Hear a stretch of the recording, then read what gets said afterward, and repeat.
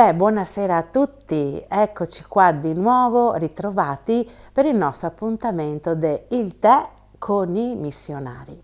È un'iniziativa che abbiamo pensato nell'ambito dell'ottobre missionario per vivere un momento diverso, così cogliere un po' queste testimonianze di questi missionari che stanno vivendo un'esperienza di annuncio del Vangelo nella loro terra.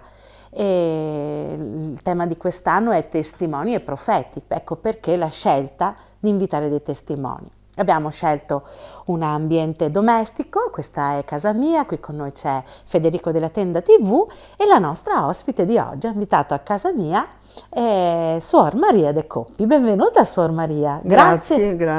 Grazie che sei venuta a bere il tè, ecco oggi ti offro, hai visto anche delle belle tazze piene di fiori, noi ce lo siamo già versate, avete visto ci sono i pasticcini, insomma oggi siamo un po', ci coccoliamo un po' insieme. Grazie.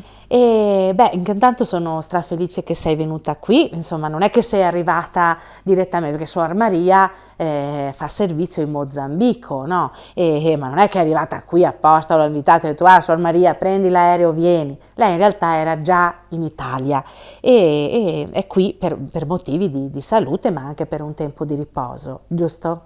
Allora raccontaci Maria, è vero che sei della nostra diocesi e molti ti conoscono, soprattutto a Ramera, ma raccontaci un po' chi sei, cosa fai, da dove arrivi, dove fai il tuo servizio. Sì, allora come già avete sentito sono Suor Maria De Coppi, una missionaria comboniana e sono di questa da 50 anni, più di 50 anni in Mozambico.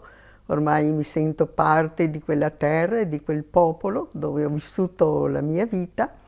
Ecco, sono di questa diocesi di Vittorio Veneto, nativa di Santa Lucia di Piave, ma poi i miei genitori si sono trasferiti a Ramera, a Marino di Piave, e ho i miei parenti qui in giro per questa diocesi.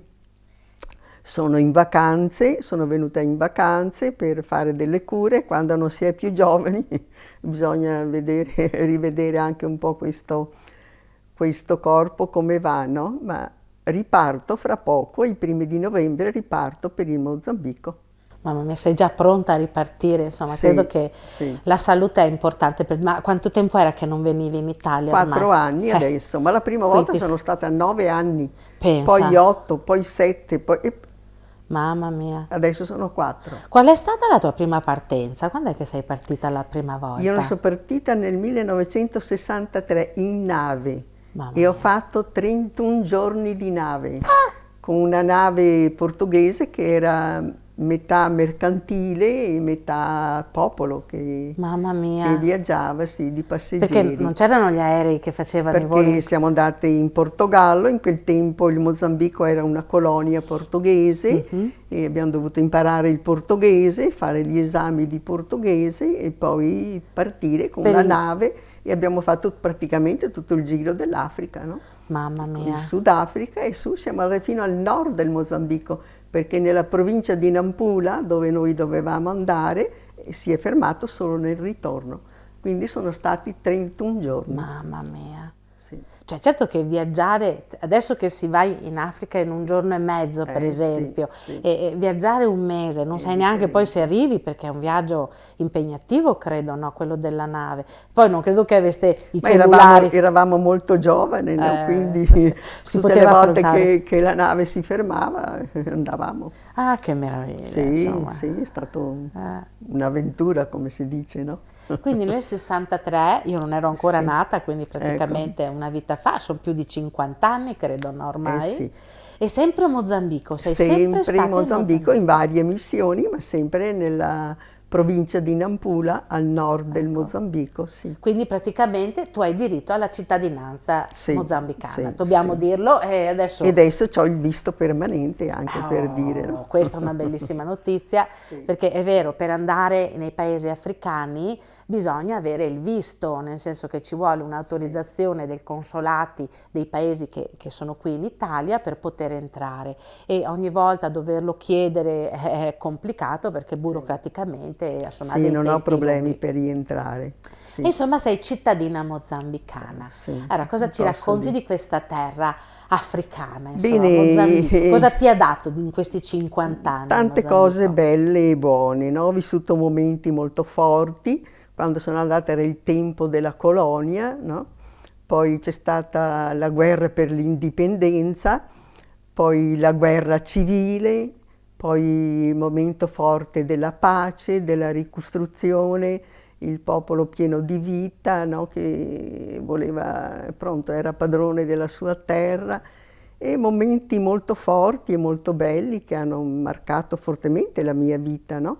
Ma momenti anche difficili, momenti anche duri, perché la guerra è guerra, diceva il popolo, guerra è guerra, ma pertanto sono stati momenti anche forti e duri, no? È un po' difficile contare un po' tutto perché sono state molte cose che ho Sì, vissuto, sì, no? Che hanno marcato la vicissitudini. mia vita, no? Un'imboscata, per esempio, ricordo un'imboscata che ho preso e in quel giorno sono morte 17 persone, si viaggiava in convoglio, no? E poi si è sentito sparare e tutti hanno tentato di fuggire.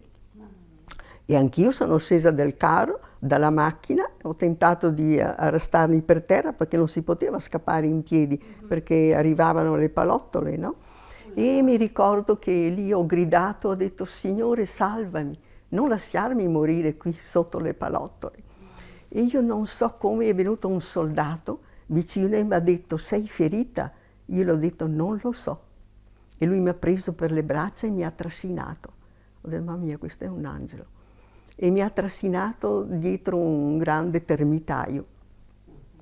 E poi lui mi seguiva dietro una pianta e io ho avuto un momento di paura lì, perché ho detto: ma è un militare della Frelimo o è uno dei guerriglieri che mi rapisce? E poi dice: no, dice Sora, sono uno della Frelimo, dice, ti sto seguendo. E lui non andava via, dico: guarda, io non ce la faccio a arrastarmi per terra. E lui mi ha portato, mi ha preso ancora per le braccia e via, dentro in un rossello che era secco. Non c'era acqua, poi è diminuito un po' le pallottole, se ne sono andati i guerriglieri, no? E allora lui dice: adesso possiamo andare, camminare. Era un sentiero con sabbia, io ero senza sandali, senza occhiali, avevo perso un po' tutto, e lui mi ha preso e mi ha caricato sulle spalle. Ma dice: io non ce la faccio, dico, a camminare perché avevo già i bolloni sotto i piedi, la terra era calda. Sì. E allora lui mi ha caricato e mi ha portato fino dove già non c'era più pericolo, lontano. Dice: state qua, perché lì c'era un altro gruppetto di gente, state qua che io vado a prendere la macchina. E lui è andato a prendere la mia macchina, alcune erano state bruciate e la mia, dice, era ancora il motore acceso. Pensa a te. È venuto a prendermi e sono partita. Pronto, questo è un momento forte della guerra. Ma ho vissuto anche il momento bello della pace, perché l'ho rivissuto il giorno 4, Sì. il giorno 4 adesso di ottobre, San Francesco, che è stato firmato l'accordo di pace nella comunità di Sant'Egidio in Roma. Bene, ero nella missione di Meconta. Erano 8-10 giorni che avevano firmato l'accordo di pace. Sì. E è venuto un catechista, era un lunedì, l'ospedale era pieno di gente. E c'era anche un gruppo di militari che venivano lì a curarsi perché lavorava una suora lì all'ospedale. Bene, è venuto un catechista di corsa e dice: c'è il gruppo Renamo che sta arrivando, e mi ha mandato avvisare che la gente non scappasse, sì, perché c'è già la pace. E allora la gente dell'ospedale, quando hanno sentito così, hanno incominciato a correre e a scappare via. E io ero lì anch'io, così. I militari si sono messi in piedi con loro l'arma, dice: vediamo adesso cosa succede. Dico: per favore non sparate qui, cosa succederà adesso? E loro sono venuti avanti, li ho visti entrare in missione, sono venuti a darci la mano: pace, pace, pace. Dico, ma vengono i militari e li salutano, pace, pace, la guerra è finita, la guerra è finita.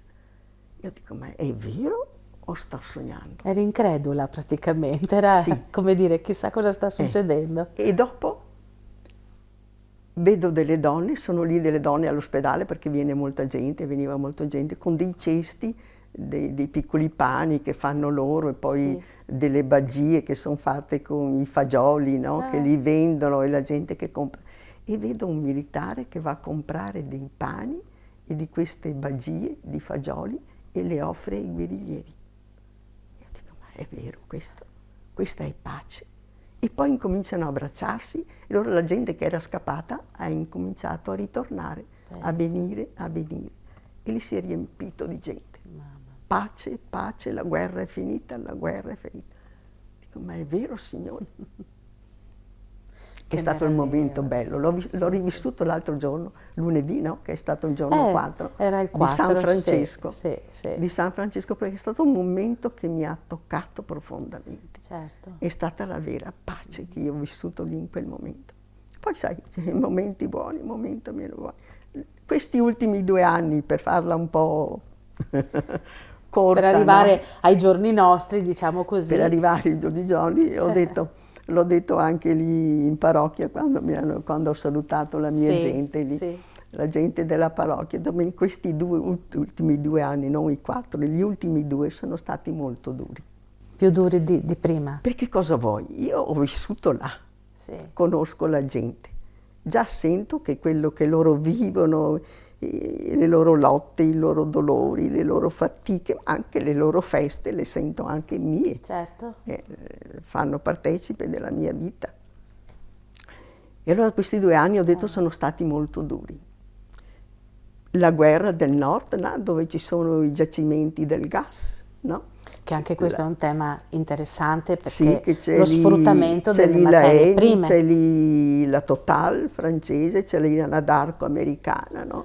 Quindi grandi imprese globalizzanti che arrivano per prendere le materie prime. Per prendere il gas, perché dicono che tutto il litorale è pieno di gas. Ben, sono entrati, dicono, non si sa ancora bene il perché di quella guerra, ma con certezza che il governo c'è dentro. Quindi è come dire, come se il governo volesse la guerra. Alcuni dicono, sono voci che si sente, ma la realtà, dicono che il governo aveva promesso non so che cosa ai paesi arabi e non l'ha mantenuto e allora loro se lo vengono a prendere. Perché sono quelli dell'ISI, dicono. Altri dicono che il litorale apparteneva ai paesi arabi, era degli arabi e allora loro se lo devono riprendere. Altri dicono che dentro nel governo ci sono i capi che sono del nord e che quella terra ci appartiene e allora c'è quelli del nord e quelli del sud. Fino adesso hanno comandati quelli del sud, adesso sono entrati quelli del nord. Mi diceva una mia consorella, dice Maria, i misteri della Santissima Trinità sono 2. La guerra, questa guerra, dice. È un mistero talmente grande che non si sa da dove è la realtà, ma che c'è dentro il governo con certezza. Però di il fatto è che la gente muore, è questo. Molta gente soccombe. Scappano. Una parrocchia lì di un padre comboniano in Ampula, dice io ne ho 2000 nella mia parrocchia. E nella mia parrocchia dove siamo noi adesso, nella mia missione, sono 400 famiglie che scappano via mare. E questi scappano, vengono lì, non c'è da mangiare, scappati dalla loro casa, dalla loro terra, vengono così, scappano nella foresta fino a che trovano. Ma cos'è che accade? Cioè questi guerriglieri arrivano e uccidono chiunque? Succede e ammazzano questo? e distruggono le chiese, distruggono le scuole, distruggono nei paesi, nei comuni dove c'è il comune. Per rivendicare un senso di... Quindi non è neanche il giacimento del gas. E poi questi signori della guerra, che non so come chiamarli, questi signori della guerra offrono soldi. E la nostra gente è povera, i giovani non hanno lavoro e dicono lì voi prendete tanti soldi, ci davano 70.000, non so quanti, meticais, che era una somma grandissima e loro non sapevano a che cosa vanno incontro e vanno là, pensano di prendere i soldi e poi scappare, ma sono seguiti e poi se quindi li trovano li ammazzano. mamma mia. E pertanto c'è tutto questo movimento di guerra, né? Sì. E poi è venuto il ciclone. Ecco, Per esempio cambiamenti nella mia climatici. missione metà della parrocchia ha spazzato via tutto nel tempo della raccolta, no? Sì. Poi l'anno scorso che non veniva più la pioggia. Le piogge incominciano là in dicembre, fine novembre, Sì, dicembre, sì. no? E invece? E passa dicembre, passa gennaio, fine febbraio Niente e non pioggia, piove. 2 mesi che la pioggia era già Perché c'è il mancata da tempo tempo. delle piogge, lì il Sì, tempo della secca, no? E sì. non veniva più questa pioggia e la gente non avevano molte provviste perché l'anno prima c'è stato il ciclone e avevano poco. E poi un po' vendono sempre per comprare un po' di olio, un po' di sale, no? E pronto, erano senza. E loro sapevano che io avevo la riserva, no? Certo. Nel mio magazzino, perché abbiamo lì 40 ragazze che vengono dalle comunità lontane della nostra missione, da 40-50 chilometri, Sì. perché lì fanno fino alla 10ª classe, Sì, la scuola del governo, no? E loro vengono là, pertanto bisogna comprare il grano turco nel tempo della raccolta, i fagioli nel tempo della raccolta. Nel senso che voi garantite il convitto, Sì. loro vanno a scuola e vengono a dormire in Dormire, mangiare, tutto e l'anno tu- scolastico tutto, sono quindi, lì con noi. E voi fate questo E allora servizio a queste venivano là, ragazze. Suor Maria, dammi un po' di fagioli, non ti chiedo per mangiarli, per seminare, perché ho già seminato 2 volte, ho già seminato. E il sole secca, e il sole secca. Mamma mia. Io vedere questa gente mi veniva male, perché li vedevo dimagrire giorno per giorno. E gente che conoscevo perché sono già la 3ª volta che ritorno là, pertanto conosco molta gente, no? E un giorno è venuto il papà di una ragazza, dice: Suor Maria, sono venuta a prendere la mia figlia. Dico: prendere la tua figlia? Ma dico: ma sta facendo la 10ª classe, lasciala finire. Dice: no, io, perché queste ragazze contribuiscono un pochino la famiglia, no? Per il mangiare, per il loro vitto, che stanno lì con noi. Ma io ci ho detto: ma no. Dice: io a casa non ho più niente da mangiare. Il ciclone mi ha spazzato via tutto, adesso non piove. Dico: e cosa fai della tua figlia? Dice: lei rimane in casa a guardare i fratellini e la sua mamma viene con me. Loro vivevano non molto lontano dal mare. Dice: andiamo a tentare di pescare per trovare qualche cosa da mangiare. E dice: no, la tua ragazza non la puoi portare a casa, la tua figlia, lasciala finire. E loro le ha dato un po' di farina, un po' di fagioli, una bottiglia di olio e un po' di sale. Poveretto quell'uomo, ci sono venute giù le lacrime. Ma commosso. È andato via. Cioè, se il prossimo anno ti va bene, che il raccolto ti va bene, riporta un po' di grano turco, un po' di fagioli. Dico: riportali. Va bene, dice suora, ha lasciato lì la sua figlia e se n'è andata. Pronto, è stata una situazione molto dura per me. Poi vengo in Italia e vedo che qui non manca niente e si lamentano. Dico: ma come? E ti vengono Io venivo con domande. questa esperienza dura Sì, perché sì. mi fa soffrire, no? Certo. Perché è gente che conosco. Ci ho detto: Luca, ma tu mangi qualcosa? Era così un giovane, avrà avuto 22-23 anni, ma l'ho visto piccolino, ma ha già 3 figli, e così. Ho detto: ma tu mangi qualcosa? E dice, Suor Maria, dice: sto sboscando là lontano, dice. Sto sboscando, dice, la foresta per coltivare il prossimo anno. Arrivo a casa, dice, alle volte trovo un po' di foglie di mandioca, alle volte non trovo niente. Beh, però la foglia di mandioca non è questa gran cosa. E allora è stato un anno di fame, no? Un anno. Certo. Poi per questi rifugiati è intervenuta la Caritas diocesana, la Caritas internazionale, che è stato chiesto, no? E ci sono state fatte delle distribuzioni, no? E pronto, così, sono stati tempi belli che ho imparato molto. E anche in questo tempo, no, che alle volte cosa ci vai a dare a tanta gente? È impossibile. Certo. È impossibile. Ma sedersi là e ascoltarli, ho imparato ad ascoltare anche. Ci stai insegnando una cosa molto profonda, Sapere molto ascoltare. bella. Sì. Sapere ascoltare. Cioè, nonostante ci sia una povertà materiale, l'ascolto dell'altro rimane un dono grandissimo, no, Suor Maria? È Sì. come riconoscere dignità a una persona che non ha niente, no? Perché quando non hai niente, alle volte puoi perdere anche il senso di te, il senso di chi sei, no? Perché è come non puoi dar da mangiare alla famiglia, non puoi nutrire i figli e magari si perde anche il senso di appartenenza a una comunità, perché lì non è che c'è lo Stato che interviene. Stavo pensando a quando qui c'è stata la pandemia, sembrava insomma, un dramma enorme, tutti chiusi in casa, ma in realtà nessuno di noi ha avuto fame. Avevamo tutti di cui vivere, avremmo potuto vivere benissimo anche chiusi in casa per mesi e mesi senza nessun problema. E invece questa opulenza di qui, questa ricchezza di qui, è perché arriva, diciamo, è un disequilibrio proprio mondiale, no? È come se i paesi più ricchi diventano sempre più ricchi e quelli più poveri, di fronte a quello che accade, diventano sempre più poveri. E prima di partire è venuto un animatore a salutarmi, Fernando, un buon uomo, un uomo di fede, papà di 10 figli, ma non è vecchio, né è giovane ancora.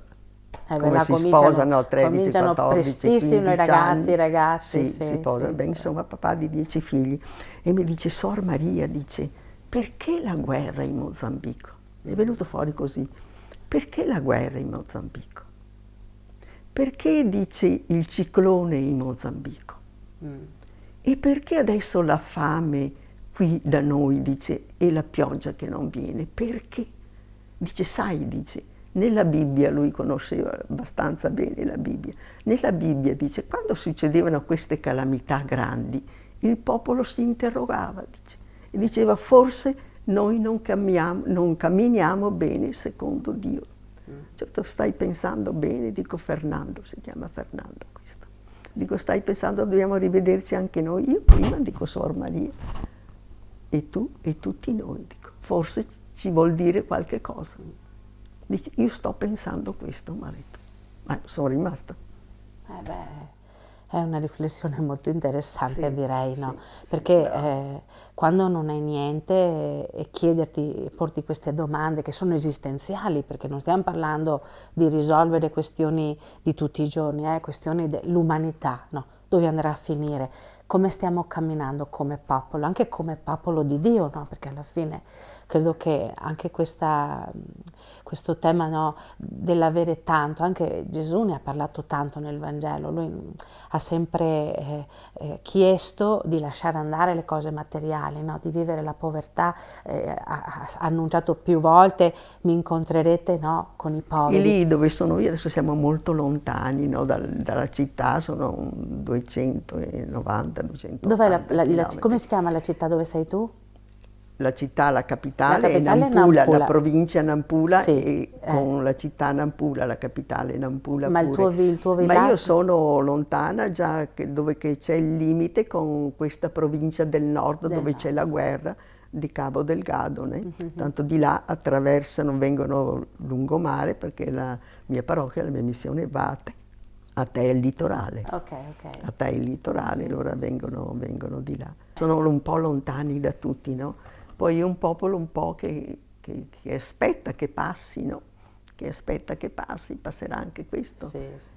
Sono passati i portoghesi, sono passati i tedeschi prima, questa guerra passerà anche questa, un po' che aspettano che passi, no? Sì, sì. Un po' che non è, come se fosse un fatalismo. La nostra tribù non, sì, è per la guerra. Certo. Io mi ricordo che mi è rimasto impresso quando sono andata in Mozambico, c'era un'assemblea pastorale della diocesi di Nampula, non c'era ancora la diocesi di Nacala, sì, dove appartengo adesso.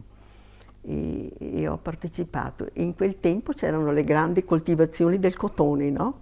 Ma c'era la nostra gente che lavorava il cotone, che zappavano il cotone, che seminavano il cotone e alla fine dell'anno non avevano niente in mano. Nulla. E allora in questa assemblea alcuni missionari che conoscevano un po' tutta la situazione stuzzicavano questi animatori come per dire cosa facciamo? Come per dire muoveteci, parlate e dite, no? E a un certo punto mi è rimasto impresso, perché è la prima assemblea che ho partecipato, si è alzato un animatore lì di una parrocchia della città di San Giuseppe.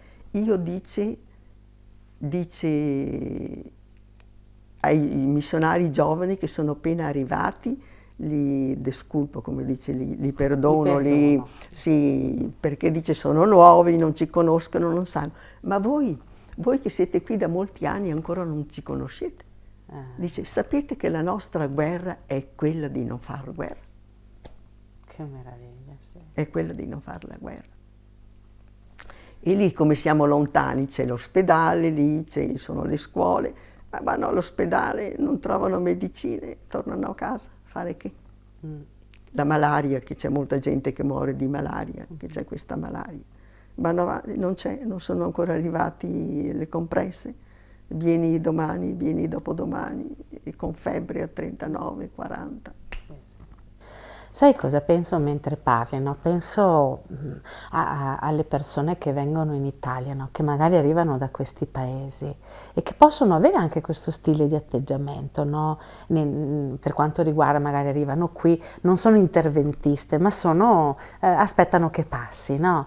E mi sembra di capire che questa dimensione è culturale, no? Quindi fa parte di una sorta di modo di vivere e di vedere come va la vita nel mondo, no? In quel territorio lì. Tante volte quando noi parliamo con i ragazzi gli diciamo è difficile, cioè è facile giudicare le persone, molte volte bisogna, per capire veramente perché anche molti africani, no, si comportano in un certo modo, spesso bisogna andare lì, no? Perché è difficile da qui, da come si comportano, comprendere. Molti modi di fare, atteggiamenti, modi di relazionarsi sono legati proprio allo stile che c'è a monte, no? Di storia familiare, di storia culturale, di appartenenza. Per quello che bisogna sapere ascoltare. Bisogna sapere ascoltare fino in fondo. Perché ogni persona ha una sua storia unica, no? Questo possiamo dirlo. Sì. Quante storie hai ascoltato nella tua vita? Molte. Mi veniva in mente adesso quando parlavi dei poveri, dei piccoli, mi è rimasto pure impresso, sono cose che ti toccano, no? Che ti toccano. Il vescovo Don Manuel Vieira Pinto era un portoghese e lui apparteneva al gruppo del Mondo Migliore in quel tempo di Roma, no? Era considerato un profeta, un leader, era un uomo molto... Quando lui è venuto in Mozambico, l'hanno fatto vescovo del Mozambico, no? Era nel tempo della colonia, che poi è stato espulso dai portoghesi, no? Bene, lui ha detto che là in Portogallo, perché era un leader anche là in Portogallo, e loro ci hanno detto, vai là tra i Makua, i Makua, loro non potevano arruolarli per fare la guerra, e non potevano perché aspettano che passi, pronto, è proprio il tipico di quel popolo lì. E loro hanno detto, tra quei poveri, tra quei gente, ma come dici che vai? Come per dire un vescovo, tu di quella portata che hai, vai là in mezzo a questo popolo Makua? E lui l'ha detto in predica davanti a tanta gente, ha detto, e io dice, ho fatto la mia preghiera, ti ringrazio, oh Padre, perché mi hai inviato ai piccoli, ai poveri, a quelli che non contano, agli emarginati. È per questo che io sono vescovo, è per questo che sono venuto. E anche il tuo... Bello. Sì, credo che sia, presumo, anche quello che muove proprio un missionario a partire, no? A stare poi con gli ultimi. Credo che perché ci si lascia toccare da questa parte del Vangelo che è forte, no? Che dice state con i piccoli, state con i poveri. Perché ti faccio una domanda personale, perché sono un po' così, sono un po' rompiscatole. Qual è stato, se c'è stato, no, sicuramente ce ne sono stati, un momento in cui tu proprio hai sentito la presenza di Dio nella tua vita, proprio dove hai detto, oh, qua sono sicura che questo è Dio che sta agendo sulla mia vita. Ce ne saranno tante, tra cui questo magari della guerra, ma se ci vuoi raccontare, no, parliamo, alle volte bisogna un po' raccontare del nostro incontro di Dio per far veramente capire la bellezza del Vangelo. Cosa viene in mente? Ce ne sono tanti punti, io due te li ho già detti anche, no? Ecco. Quello dell'incontro della pace, che è stato un momento molto forte. E tu li hai sentito proprio? Che io dicevo, ma sto sognando o è una realtà? È stata una realtà. Tutti cantavano, danzavano, erano in festa e mi sono messa a danzare anch'io.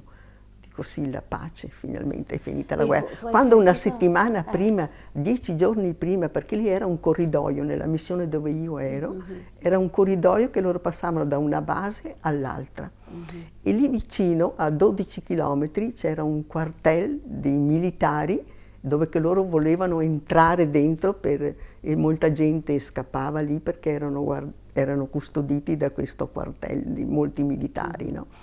Ma non sono mai riusciti a entrare. Dunque una settimana, 10 giorni prima, passavano, rapivano gente, ammazzavano gente e dopo 10 giorni darsi la pace, abbracciarsi, comprarci il pane per loro.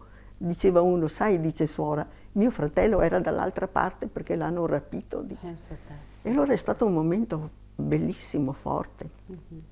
Ma anche il momento delle loro feste, delle loro danze, quando fanno il matrimonio, che è una festa, che invitano tutta la gente, e mangiare quello che hanno un po' per tutti, e danza, è festa, è festa. Sì. E allora anche queste feste...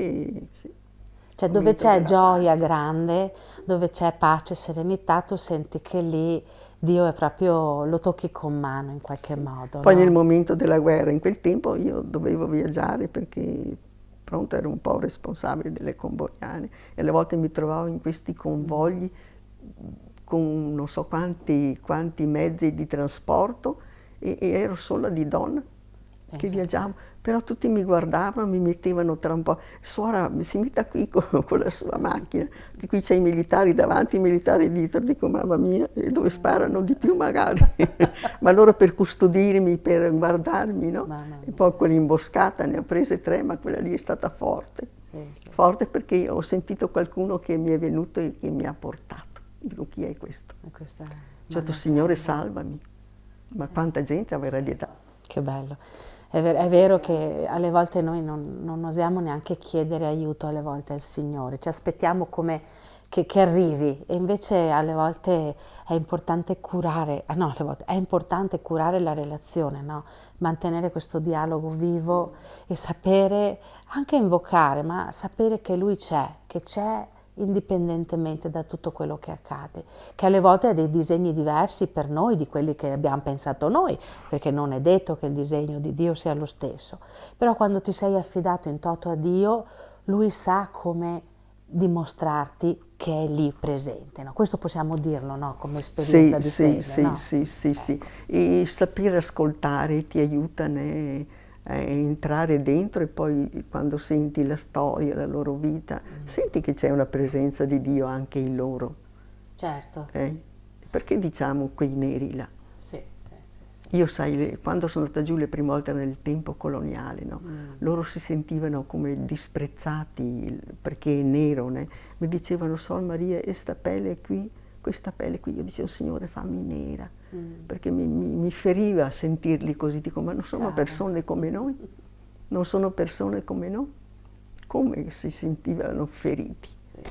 Beh, accade anche alle persone che vengono qui tante volte, quindi è una fatica, no? Quella del giudicare prima di conoscere. Appunto che se tu ascolti e poi questo ascoltare ti arriva ad amare e allora lì, pronto, quando ami questa persona non puoi più dire tu nero, come?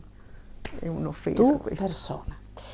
Cara Maria, siamo arrivati alla fine della nostra chiacchierata, pensavamo di non farcela, eravamo emozionate, invece vedi, parlando della vita, davanti a una tazza di tè ce la facciamo. Allora salutiamo le persone che questa sera sono state con noi, perché siamo qui io e te, ma anche tante persone che ci stanno ascoltando. E ti ringrazio. Grazie di essere qua con noi. Grazie anche di essere stata qui. Bene. Pronto, che voglio dare un saluto a tutti, io fra poco ritorno e continuiamoci a sentirci uniti, no? Uniti anche nella preghiera che non conosce distanze, no? Eppure l'amore non conosce distanze, no? Io ritorno molto volentieri, ormai ho vissuto là, è la mia terra. E allora noi salutiamo Sor Maria, la nostra suora, possiamo dire, mozambicana, proprio di cuore, di animo, e salutiamo anche tutti voi, grazie di essere stati e ci vediamo la prossima settimana. Buonanotte, buona serata. Grazie a tutti, una preghiera per me e per il mio Mozambico. Grazie. Grazie, ciao a tutti, ciao.